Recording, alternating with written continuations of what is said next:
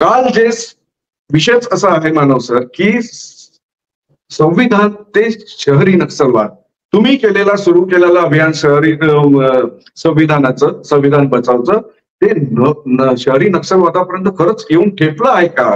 काय आहे का मागचं कारण? म्हणजे तुम्ही शहरी नक्षलवादी जर असाल, माओवादी जर असाल, तर यावर तुमचं म्हणणं या महाराष्ट्रातील लोकांना जाणून घेणं खूप महत्वाचं वाटतं. तुम्ही यावर तुमचं म्हणणं नेमकं मांडावं असं मी म्हणतो. नमस्कार प्रिय मित्रांनो, आपण खूप दिवसानंतर लाईव्ह प्रोग्राम मध्ये भेटतो आहोत. नागपूरमधनं या पद्धतीचा पहिल्यांदा हा लाईव्ह प्रोग्राम होतो आहे. अर्थातच आपल्या प्रत्येक लाईव्ह प्रोग्राम मध्ये तुम्हाला प्रश्न विचारण्याची मुभा आहे. आपण ज्या ज्या ठिकाणी हे लाईव्ह तुम्हाला दिसतंय त्या त्या ठिकाणी प्रश्न उपस्थित करू इच्छिता ते करा. डायरेक्ट प्रश्न पण विचारा. अर्थात तुम्हाला टाईप करून हे प्रश्न विचारावे लागतील. त्यातले अत्यंत महत्वाचे प्रश्न घेतले जातील, त्याची उत्तरही त्या निमित्तानं दिली जाईल. विकासजी, तुम्ही जी सुरुवातीलाच याचा उल्लेख केला की संपूर्ण जी लढाई आहे ती आपण काही वर्षांपासून लढतो आहे, खास करून लोकसभेच्या आधी आणि आता विधानसभेच्या निवडणुकांच्या आधी. संविधान बचाव देश बचाव, संविधान बचाव महाराष्ट्र बचाव, या पद्धतीचं अभियान आपण करत आहोत. आणि हे जे या पद्धतीचं आपण अभियान करत आलेलो आहे, त्या सगळ्या अभियानाचा परिणाम असा झाला की संपूर्ण विदर्भामधलं आणि ज्या ज्या ठिकाणी या सभा झाल्या, मग ते खानदेश असेल किंवा इतरत्र कोणती जागा असेल, त्या ठिकाणी एक वेगळ्या पद्धतीचं वातावरण निर्माण झालं. कारण माझं सगळ्यात मोठं दुःख हे होतं की आपल्या देशातल्या अनेक लोकांना आपल्या संविधानानं आपल्याला काय दिलेलं आहे याची नीट कल्पना नाही.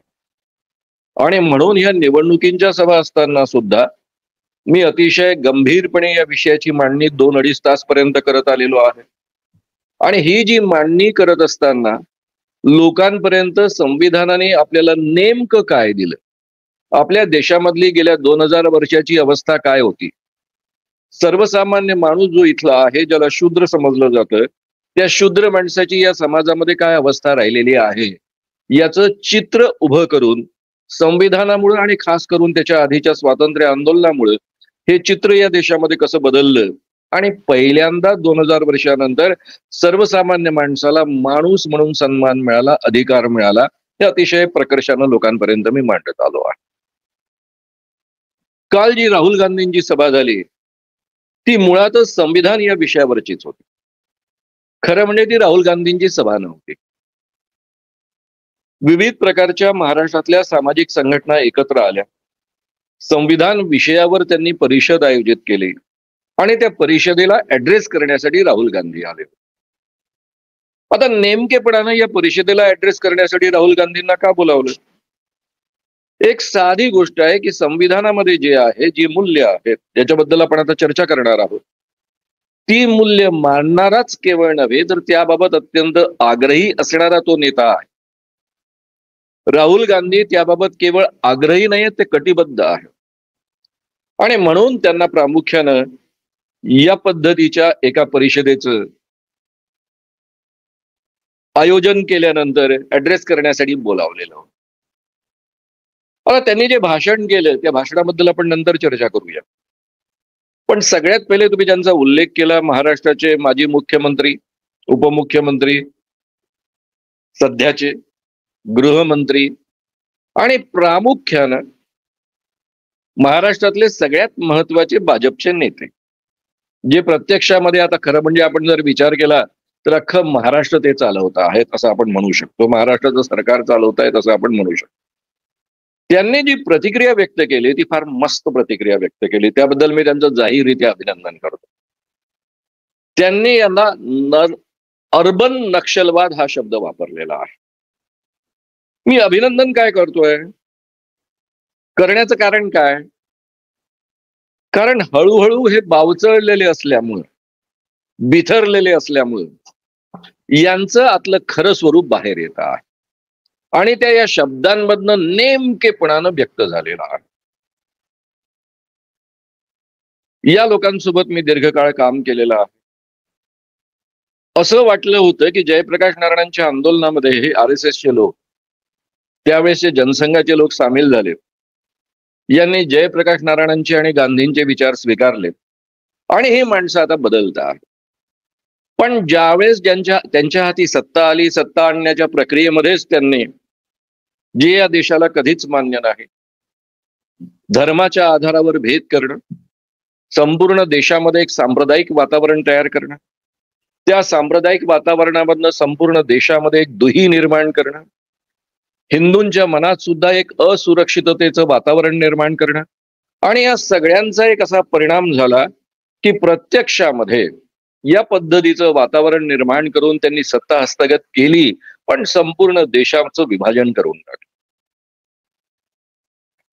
आता हे विभाजन जे आहे ते गावोगाव झालेलं आहे, माणसांमध्ये झालेलं आहे. हे विभाजन कोणत्या पद्धतीचं आहे, कोणत्या प्रकारचं आहे? त्यासाठी मी स्वतः RSSचे प्रमुख मोहनजी भागवत यांचं 2 वर्ष आधीचं वक्तव्य आधी ऐकवलं. ते असं म्हणाले की आपली ही जी राज्यघटना निर्माण झालेली आहे ती राज्यघटना युरोपीय मूल्यांनुसार निर्माण झालेली आहे. आम्हाला ती भारतीय मूल्यांनुसार निर्माण करायची आहे. याचा नेमका अर्थ आपण समजून घेतला पाहिजे, म्हणजे या लोकांचं जे छुप स्वरूप आहे ते आपल्या लक्षात येईल. भारतीय राज्यघटना जी आपली आहे सध्याची, ज्याची प्रस्तावना संविधान दिवसाच्या निमित्तानं शाळांपर्यंत, माणसांपर्यंत, या देशातल्या नागरिकांपर्यंत पोहोचवण्याचा प्रयत्न झालेला आहे, आणि त्यामध्ये BJP सरकारचाही हात आहे. कारण संपूर्ण देशामध्ये संविधान दिवस साजरा करण्याची प्रक्रिया महाराष्ट्रामध्ये ती आधी सुरू झाली होती, पण संपूर्ण देशामध्ये ती प्रामुख्यानं मोदीजी सरकार आल्यानंतर सुरू झालेली आहे. या प्रस्तावनेची मला वाटतं आपल्यापैकी प्रत्येकाला माहिती आहे, नाही तर सहजतेनं तुम्ही मोबाईलवर टाईप केलं तरी तुम्हाला ती प्रस्तावना मिळेल. 22 जानेवारी 1947 म्हणजे आपल्या देशाला प्रत्यक्ष स्वातंत्र्याचा दिवस 15 ऑगस्ट हा उजाडण्याच्या 8 महिने आधी पंडित जवाहरलाल नेहरूंनी लिहिलेली ही प्रस्तावना संविधान सभेमध्ये सादर करण्यात आली. संविधान सभेनं तिला मान्यता दिली. ही जी प्रस्तावना आहे त्यामध्ये स्पष्टतः 4 महत्वाची मूल्य अधोरेखित करण्यात आली आहे. सुरुवातच काय आहे? वी द इंडियन पीपल, आम्ही भारतीय लोक. म्हणजे या प्रस्तावनेचा अर्थ काय होतो की आम्ही भारतीय लोकांनी ही संपूर्ण, ज्याला आपण संविधान म्हणतो, घटना म्हणतो, ती लिहिली आहे आणि ती आम्ही आम्हाला अर्पण केलेली आहे. म्हणजे ही संविधानाची प्रक्रिया जी आहे ती कशीही पार पडलेली असेल तरी हे काही संविधान एकट्या दुकट्या माणसांनी लिहिलेलं नाहीये, ते आम्ही सगळ्या भारतीय माणसांनी लिहिलेलं आहे आणि आपणच आपल्याला अर्पण केलेलं आहे, आम्ही त्याचे मालक आहोत. हा संपूर्ण सार या प्रस्तावनेमधनं येतो समोर. यामध्ये 4 महत्वाची मूल्य अधोरेखित केलेली आहे. पहिलं, समतेचं मूल्य. या देशामध्ये कोणीही माणूस कोणत्याही जातीमध्ये जन्माला आलेला असेल, कोणत्याही पंथाचा अनुयायी असेल, कोणत्याही धर्मामध्ये तो जन्माला आलेला असेल, कोणत्याही लिंगामध्ये त्याचा जन्म झालेला असेल, स्त्री असेल, पुरुष असेल किंवा एरवी काही असेल, त्या सगळ्यांना या देशामध्ये नागरिक म्हणून समान अधिकार असतील. त्या सगळ्यांना समान संधी सगळ्या क्षेत्रामध्ये मिळेल, याकरता या देशामध्ये त्या पद्धतीचं वातावरण निर्माण करण्यात येईल. हे समतेचं मूल्य. राजकीय सुद्धा समता. या देशामधला अत्यंत श्रीमंत असलेला माणूस अंबानी, त्यालाही एकच वोट देण्याचा अधिकार, आणि या देशामध्ये एखादी भंगी व्यक्ती आहे, मुलगी आहे, तिलाही एकच वोट देण्याचा अधिकार. या पद्धतीची सामाजिक राजकीय समानता ऑलरेडी आपल्या राज्यघटनेनं स्वीकारलेली आहे. आणि आर्थिक समानतेच्या दिशेनं आपण चालत गेलं पाहिजे, पावलं टाकत गेलं पाहिजे. त्या पद्धतीचं वातावरण या देशामध्ये निर्माण झालं पाहिजे, त्या पद्धतीची अर्थव्यवस्था या देशामध्ये निर्माण झाली पाहिजे. हे ऑलरेडी सुरुवातीच्याच राज्यघटनेमध्ये नमूद करण्यात आलेलं आहे.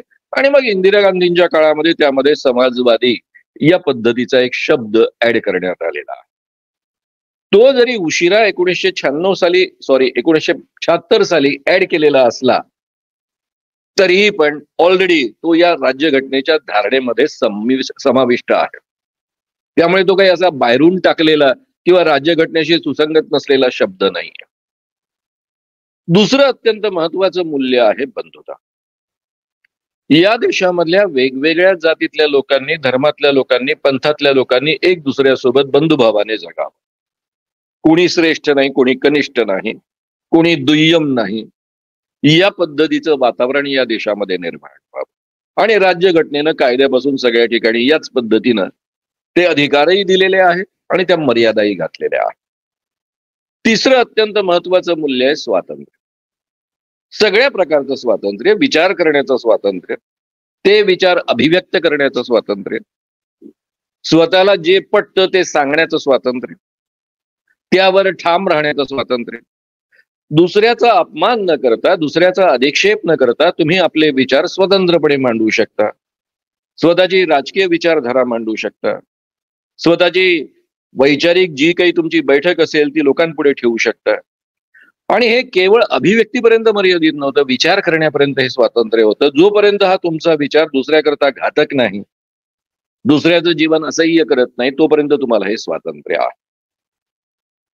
त्यानंतर चौथं अत्यंत महत्वाचं मूल्य ते म्हणजे जस्टिस, न्याय. हा न्याय केवळ कोर्टात मिळणारा नाही. कोर्टापुढे सगळी माणसं तर समान आहेतच, पण त्याही पेक्षा अत्यंत महत्वाचा मुद्दा, कोर्टामध्ये जी सगळी माणसं आहेत ती सगळीच्या सगळी माणसं कोर्टापुढे समान असणारी, त्यांना सामाजिक न्याय मिळाला पाहिजे, राजकीय न्याय मिळाला पाहिजे, आर्थिक न्याय मिळाला पाहिजे, याबद्दल आपलं संविधान, आपली राज्यघटना अत्यंत आग्रही आहे. ही चारही मूल्य जी आहे त्याच्या आधारावर आपली संपूर्ण राज्यघटना उभी आहे. आणि RSS चे प्रमुख असं म्हणतात की ही जी मूल्य आहे ती युरोपियन मूल्य आहे. याला नवीन शब्द देवेंद्र फडणवीस आता देऊ इच्छित आहेत, अर्बन नक्षलवादी आहे. ज्या ज्या वेळी तुम्ही समानतेचा विचार करता तुम्ही अर्बन नक्षलवादी आहात. ज्या ज्या वेळी तुम्ही बंधुतेचा विचार करता तेव्हा तेव्हा तुम्ही अर्बन नक्षलवादी आहात. जेव्हा जेव्हा तुम्ही स्वातंत्र्याचा विचार करता, स्वातंत्र्याच्या अभिव्यक्ती स्वातंत्र्याचा प्रामुख्याने पुरस्कार करता, तो अर्बन नक्षलवादी विचार आहे. जेव्हा जेव्हा तुम्ही सगळ्यांना समान न्याय मिळण्याचा विचार करता तेव्हा तेव्हा तो अर्बन नक्षलवाद आहे. यांच्या अर्बन नक्षलवादाची ही व्याख्या आहे. का बरं यांना ही व्याख्या करावी लागते? खरं म्हणजे हे डायरेक्टली आम्हाला हे संविधानच मान्य नाही असं म्हणतायत. RSS चे प्रमुख हे यांचे प्रामुख्यानं मेन प्रवक्ता आपण मानले पाहिजे. ते जाहीररित्याच म्हणतायत की हे संविधान युरोपियन मूल्यांनुसार निर्माण झालेलं आहे, भारतीय मूल्यांनुसार आम्हाला निर्माण करायचं आहे, म्हणजे ही चारही मूल्ये यांना मान्य नाहीत. कशी मान्य असणार आहेत? ज्यांनी मनुस्मृतीच्या आधारावर या देशावर 2000 वर्ष राज्य केलेलं आहे, किमान ज्यांनी या देशामध्ये समतेचा संदेश पोहोचवणार बुद्धाचं तत्वज्ञान, अशोकाचं तत्वज्ञान जाणीवपूर्वक भारतातनं उघडून फेकलं. भारतामध्ये त्याचे दृश्य स्वरूपामध्ये राहिलेत काही प्रकार, कदाचित काही स्तूप राहिलेली असतील, काही राहिलेली असतील, पण भारतामधनं बौद्ध धर्म हद्दपार करण्यात आला. तो भारताच्या बॉर्डरवर उपस्थित राहिला, जिवंत राहिला. तुम्ही जर 7 सिस्टर्स या भागामध्ये गेलात, नेपाळमध्ये गेलात, नेपाळ हा काही भारताचा भाग नाहीये, पण संपूर्ण हिमालयाचा भाग तुम्ही पाहिला तर त्या ठिकाणी तुम्हाला बऱ्यापैकी बौद्ध धर्म दिसेल. पण एरवी भारतामध्ये बौद्ध पूर्णतः उखडून टाकलेला होता. मग जो काही भारतामध्ये आज तुम्हाला बौद्ध धर्म दिसतो आहे किंवा धम्म दिसतो आहे, तो डॉक्टर बाबासाहेब आंबेडकरांनी पुरस्कृत केल्यानंतर निर्माण झालेला आहे. या देशामध्ये जो जो समतेचा विचार पेरण्याचा प्रयत्न करत होता त्या सगळ्यांना या लोकांनी प्रयत्नपूर्वक संपवलेला आहे. मग ती आपली संत परंपरा असेल, महाराष्ट्रामधली संत ज्ञानेश्वर संत नामदेवांपासून सुरू झालेली जी संत परंपरा आहे, ज्यामध्ये संत एकनाथांसारखे संत आहे, गोरा कुंभारासारखे संत आहे, संत तुकारामांसारखे संत आहेत, गाडगे महाराजांसारखे आणि तुकडोजी महाराजांसारखे संत आहेत. हे सगळेच्या सगळे समता पुरस्कृत करणारे संत आहेत. या संतांनी अतिशय आग्रहानं माणूस हा माणूस असतो, सगळी माणसं समान असतात, या पद्धतीची केवळ मांडणी नाही केली, त्या पद्धतीचं वातावरण निर्माण केलं आणि म्हणून महाराष्ट्र पुरोगामी होऊ शकलेला.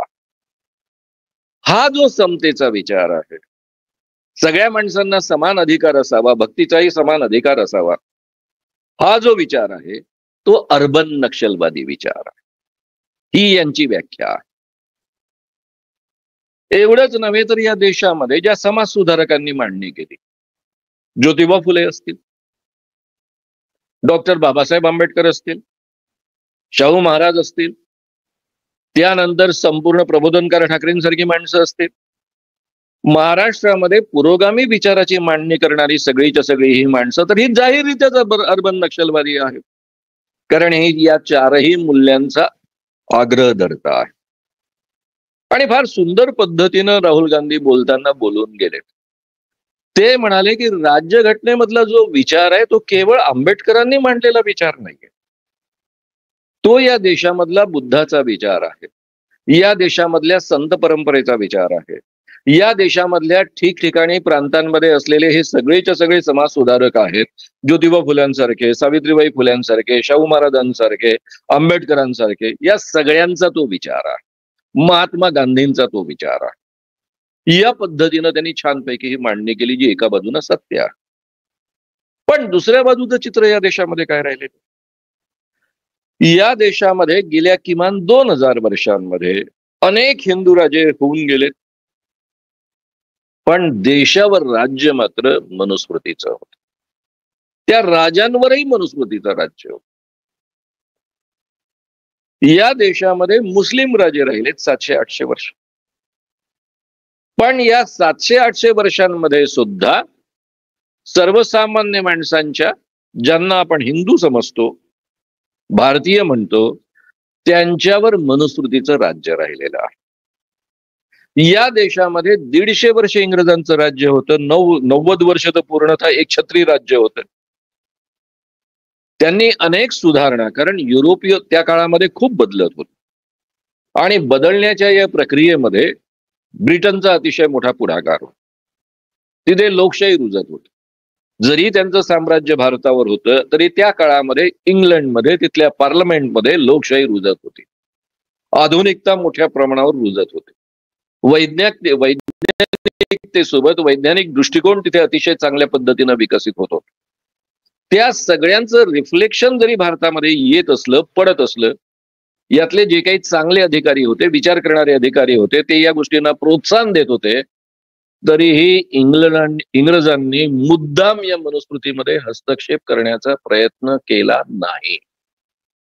उलट इंग्रजांनी या देशामध्ये जेव्हा कायदे निर्माण करण्याचा प्रयत्न केला, त्यावेळेस मनुस्मृतीच्या आधारावर हे कायदे निर्माण केले पाहिजे या दिशेनं वाटचाल केलेली होती. कारण त्यांना या देशावर राज्य करायचं होतं, ते काही इथे सुधारणा करण्यासाठी आलेलं नव्हतं. म्हणजे आपल्या देशाला स्वातंत्र्य मिळेपर्यंत या आपल्या देशावर मनुस्मृतीचं राज्य होतं. आणि मनुस्मृती काय? या मनुस्मृतीमध्ये समतेला कुठेही स्थानच नाही, मान्य नाही, इथपर्यंत नाही, स्थानच नाही. काही माणसं ब्रह्म्याच्या मुखातनं जन्माला येतात आणि काही माणसं जे बाहूमधनं जन्माला येतात ते क्षत्रिय असतात, मांड्यांमधनं जे जन्माला येतात ते वैश्य असतात आणि पायांमधनं ज्यांचा जन्म होतो ते शूद्र असतात. त्यातल्या त्यात मधल्या काळामध्ये पुराणांनी एक खूळ पसरवलं संपूर्ण भारतामध्ये, जे आजही आपल्याला वाचायला मिळतं, की कलियुगामध्ये दोन्ही वर्ण सस्पेंड केलेले आहेत मधले. वैश्य आणि क्षत्रिय आता कोणी उरलेलं नाही. आता या देशामध्ये केवळ 2च वर्ण उरलेले आहेत, एक ब्राह्मण आणि दुसरे शूद्र. या पद्धतीची मांडणी अत्यंत आग्रहानं या देशामध्ये होत आलेली आहे आणि त्याला मोठमोठ्या त्या काळातल्या विचारवंतांनी, धर्ममार्तंडांनी तर ठीकच आहे, पण विचारवंतांनी त्याला सपोर्ट दिलेला आहे. इंग्रजांच्याच काळामध्ये शाहू महाराजांनी जेव्हा पंचगंगेमध्ये स्नान करत असताना त्यांचा ब्राह्मण वेदोक्त मंत्र न म्हणता पुराणोक्त मंत्र म्हणतो आहे, हे जेव्हा त्यांनी पाहिलं त्यावेळेस त्यांनी त्याला प्रश्न विचारला की बाबा तू का म्हणतोयस वेदोक्त मंत्र का नाही म्हणत, पुराणोक्त का म्हणतोय? त्यावेळेस त्या ब्राह्मणाने दिलेलं उत्तर फार मस्त आहे. तो म्हणतो, राजे महोदय, तुम्ही जरी राजे असला तरी तुम्ही जन्माने शूद्र आहात आणि शूद्राला वेद ऐकण्याचा अधिकार नाही. शूद्राला वेद ऐकण्याचा अधिकार नाही. त्यामुळे प्रामुख्यानं मी तुमच्या पुढ्यामध्ये मला वेद येत असले, वेदांमधले मंत्र येत असले तरी मी तुमच्या पुढ्यात म्हणू शकत नाही, आणि म्हणून मी पुराणातले मंत्र म्हणतोय. हे प्रकरण अतिशय विस्तारानं सांगण्यासारखं आहे. मी थोडक्यात फक्त आता उल्लेख केला. त्यानंतर संपूर्ण महाराष्ट्रामध्ये आगडोंब उसळली आणि तो आगडोंब उसळल्यानंतर जाहीररित्या सगळ्या ब्राह्मणांनी एक मांडणी केली की सध्या या देशामध्ये दोनच वर्ण आहे, कोणी क्षत्रिय नाही. त्यामुळे शाहू महाराज पण क्षत्रिय नाही, जरी ते शिवाजी राजांचे वंशज असले तरी. हे इंग्रजांच्या काळात घडलेलं आहे. त्याच्यावर मोठी लढाई झालेली आहे. 2 वर्षपर्यंत ही लढाई सुरू होती. त्यातून खऱ्या अर्थानं शाहू महाराज खूप बदलले. शाहू महाराजांनी खूप पुढे क्रांतिकारक पावलं उचलली वगैरे, हा पुढचा सगळा इतिहास. तर या देशामध्ये या पद्धतीनं मनुस्मृतीचं राज्य राहिलेलं आहे. समतेला कुठे स्थान नव्हतं. जिथे माणसंच बरोबरीची नाही, काही माणसं मुखातनं जन्माला येतात, काही माणसं पायातनं जन्माला येतात. अशा वेळेस मित्रांनो, खऱ्या अर्थानं बंधुता असू शकते का? ज्या देशामध्ये अस्पृश्यता पाळली जाते, कुत्रं शिवलं तर चालतं, डुक्कर शिवलं तर चालतं, पण माणूस शिवलेला चालत नाही, तिथे बंधुता कशी असू शकते? स्वातंत्र्य तर या देशामध्ये कधीच नव्हतं. स्त्रियांना शिक्षणाचं स्वातंत्र्य नव्हतं. ब्राह्मण वगळता इतरांना शिक्षणाचं स्वातंत्र्य नव्हतं. वेद ऐकण्याचा अधिकार नव्हता. वाचण्याचा तर दूरच राहिला. ऐकण्याचाच जर अधिकार नाहीये तर वाचण्याचा कुठून येणार? आणि यांच्या पुराणोक्त व्याख्येनुसार कलियुगामध्ये म्हणजे अलीकडच्या काळामध्ये ब्राह्मण वगळता बाकीचे सगळेच्या सगळे शूद्र आहेत. म्हणजे ब्राह्मण जे काही या देशामध्ये 5%, 60% असतील, 10% असतील, अजून जातीय जनगणना झालेली नाही त्यामुळे आपल्याला एक्झॅक्ट आकडेवारी माहित नाही, पण जे काही असेल ते वगळता बाकीचे सगळे शूद्र. म्हणजे या देशामध्ये 90%, 92% लोक जे काही हिंदू स्वतःला म्हणवतात ते शूद्र आहेत आणि त्यांना या पद्धतीचे कोणतेच अधिकार नाही. त्यांना माणूस म्हणून जगण्याचे अधिकार नाही. या देशामध्ये ब्रह्महत्या सगळ्यात मोठं पाप आहे. राजाने काही झालं तरी हे ब्रह्महत्येचं पाप कधी करायचं नाही. परंतु या राजाने ब्रह्महत्येचं पाप करायचं नाही, पण दुसऱ्या बाजूने शूद्राची हत्या झाली तर काय? शूद्र की हत्या कुत्ता, बिल्ली, मेंढक के हत्या के समान है.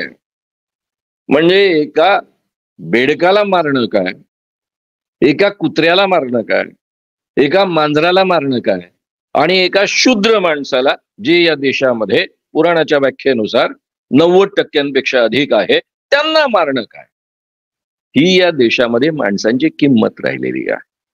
आणि या विचारधारेला आपण मनुवादी विचारधारा म्हणतो.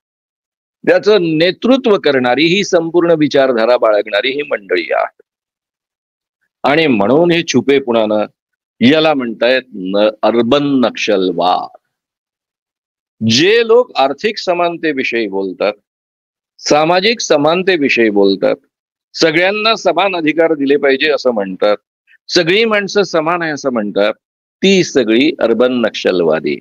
म्हणजे आपली राज्यघटना अर्बन नक्षलवादी, म्हणजे आंबेडकर अर्बन नक्षलवादी, फुले अर्बन नक्षलवादी, महात्मा गांधी, पंडित जवाहरलाल नेहरू अर्बन नक्षलवादी, आणि RSS चे प्रमुख मनुवादी, आणि आमचे देवेंद्र फडणवीस आणि बावनकुळे जे भाजपचे अध्यक्ष आहेत ते मनुवादी. आता प्रश्न ठीक आहे, म्हणजे एकदा जर स्वतः देवेंद्र फडणवीस म्हणत असतील मी मनुवादी आहे, ते ब्राह्मण जन्मात आलेले आहे, पण बावनकुळेंचं काय? ते तर शूद्र जातीत जन्माला आलेले.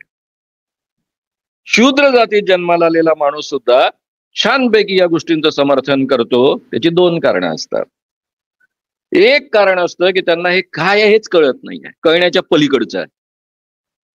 आणि दुसरं कारण असतं कुऱ्हाडीचा दांडा गोतास काळ. तर हा प्रश्न मी या ठिकाणी उपस्थित करून थांबतो.